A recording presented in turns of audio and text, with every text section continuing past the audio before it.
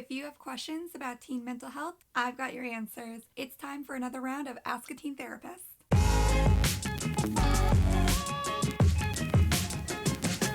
Hey, I'm Mallory. I'm a teen therapist and I love making mental health videos for teens. Today, I'm going to be answering some of the questions that you've sent me all about teen mental health. And if you have any questions, please be sure to send them to me by leaving a comment on one of the videos below, or you can DM me at Mallory Grimsty. Oh, and before we get started, please remember that everything that I share with you today is for your self-help use. It is not psychotherapy. Even if I'm answering your question, it does not mean that I'm your therapist. If you need professional mental health support, please be sure to reach out to a local mental health professional in your area today. All right, let's get started. Question number 1. How do you deal with separation anxiety related to the idea of being away from your parents and people who you trust during an anxiety-provoking situation? Ooh, I love this. So separation anxiety is what happens when we feel so stressed out that we feel worried or concerned when we're not with somebody that makes us feel safe and secure. It's really common in children and teenagers, but it can also happen in adulthood.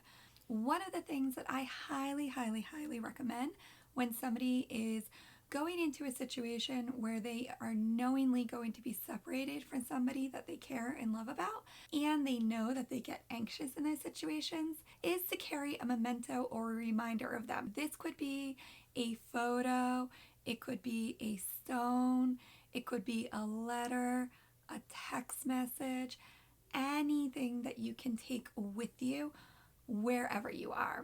In therapy, we call these transitional objects because when we can't be with the thing or the person or in the place that makes us feel safe, we can bring an object that serves as a reminder of that feeling.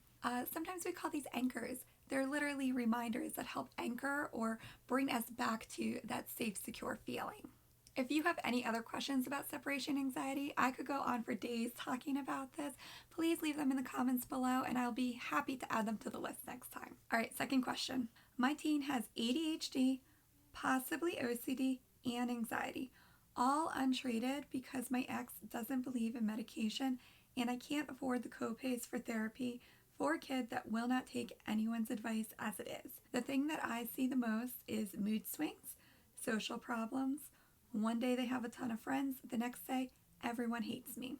Also academic struggles and the inability to demand the help that is required for their 504 plan. They expect mama to do all the demanding and helping. What can I do? First of all, I'm so sorry that you and your son are struggling so much. That's a lot of stuff to be dealing with. But there's a few different pieces to your question that I'm going to do my best to answer. First of all, I love that you are helping your child take responsibility for making sure that they know how to advocate for their academic needs. It can be really difficult when you see someone you love struggling and you know that there's help and treatment available to them and they're just not willing to use it. One of the first things that I would highly recommend is don't tell them what they need. Nobody likes to be told what to do. I sure as heck don't, and I'm sure you don't either. So instead of telling somebody like you need to go to therapy, you need medication, instead stay curious and ask them what they think would be helpful. Bringing up and being very factual, like, hey, I see that you're struggling. Some days everything's great and other days you feel like everybody hates you. What do you think would be helpful? And then hear their thoughts on that and be actively interested and curious about what their thoughts and feelings are around this. They may have a solution that you may not have considered. The next thing I would suggest is that if they still are on the fence about therapy or they aren't sure that they want to, ask them what their concerns are. Ask them what they're afraid of. Because sometimes it could be something that they just don't know and that's an easy fix. Or they may have some outdated, strange idea of what therapy or therapists are all about. I don't know why, but the media and entertainment love to portray us as monsters, and we're really not. Of course, just like in any profession, you're going to get a few bad apples, but the majority of us, if we're doing this work, not only do we want to help, we're pretty good resources. And just like a restaurant, just because you eat at one restaurant and you get bad service doesn't mean you'll get bad service every time, and it doesn't mean that you'll get bad service at every single restaurant. Treat that like therapy too. You may have to try out a few different therapists or therapy styles before you find one that works for you. And I would actually use those same approaches and discussion starters with your ex too. Stay curious, ask them what they think would be a better solution, and what are their fears in pursuing treatment. The more information that you have about what their thought process is, rather than assuming, means that you guys will have an easier time getting on the same page about what will be in the best interest of helping your child. And for the academic stuff, I don't see any harm in talking with their school support staff. So that's what they're there for. They're literally part of his treatment team at school. A 504 plan is a legal document in the United States that says that the school staff and teachers must follow the accommodations in that plan. And if one of those accommodations includes an academic support, emotional support, behavioral support, use those people. That's what they're there for, and they've legally agreed to offer that help already. If you're still having issues with that, you can always talk to an educational consultant or an educational therapist. All right, question number 3 is from Instagram. A lot of times, a family will identify one person in the family as the identified patient. How do you help the teen when the family system is unwilling to change because to them, they are not the problem? This is a really great question, and it comes up a lot when I work with teenagers. I think patient has a very medical component to it. I personally don't use that word. I just call the kids that I work with my kiddos or clients. So I personally use the word client, not patient, but I understand what they're saying here.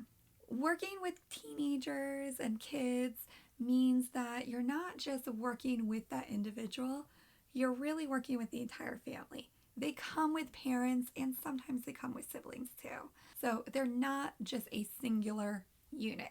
Just like the rest of us, we all have family members and friends and colleagues and other people in our lives that we're impacted by and that we impact on a daily basis as well. By working with a teenager, either in a group or an individual basis, they will take that out into the world around them as well. So in a lot of families, there's usually somebody that gets the brunt of the blame. It's their fault that everybody's upset. It's their attitude that's throwing everybody off. Their problems that are aggravating and causing everybody else problems. And it's really easy to blame the person who's already been identified for receiving help, the person that's showing up and doing the work to come to therapy. I personally work on this in a few different ways. I try to help the person who is coming to see me for therapy, the teenager, with identifying what is their role and responsibility and what's in their control for making a change in this family unit. And the other side is also reminding them what's not in their control and what's not their problem. We can do everything perfectly right and well. We can have all the right words, and still sometimes people will walk away with a different opinion than we'd like them to have. And that's okay. It's not our responsibility to change anybody's minds, and it's not our responsibility to make them think the same way that we do. All we can do is show up, be ourselves, and hope that they can see and understand and respect that too. Now, of course, seeing a therapist can help you be more comfortable showing up, being yourself, and teach you strategies for being understood. I don't necessarily try to change everybody's perspective. I try to see where they're coming from. I stay curious about why they are coming from that perspective and to see what they're willing and able to work on changing. And then we go from there. I will say that I am seeing a little theme with these questions that have to do with toxic relationships or difficulties in communications. So if you are interested in learning more about dealing with toxic people or what is a toxic person, Am I a toxic person? Let me know in the comments below or DM me at Mallory Grimsey. I'd love to add it to the list if you're interested. All right, question number 4. How to practice compassion and self-love in an age where there is so much pressure to be perfect. Perfectionism isn't just something that lives inside a teenager. These days, it seems horribly aggravated by the pressure to be the best in everything you do. Sports, school, social circles, appearance, you name it. Especially with so much pretentious perfectionism in one space 24 hours a day on social media. And now we have parents in the national spotlight paying millions of dollars to buy kids slots to the best schools, as if a slot is worth it and the kid's life is over if they don't get one. What kinds of messages does that send to teens about how they have to compete? Anyhow, as a parent, I would so much rather have a happy teen than a perfect teen.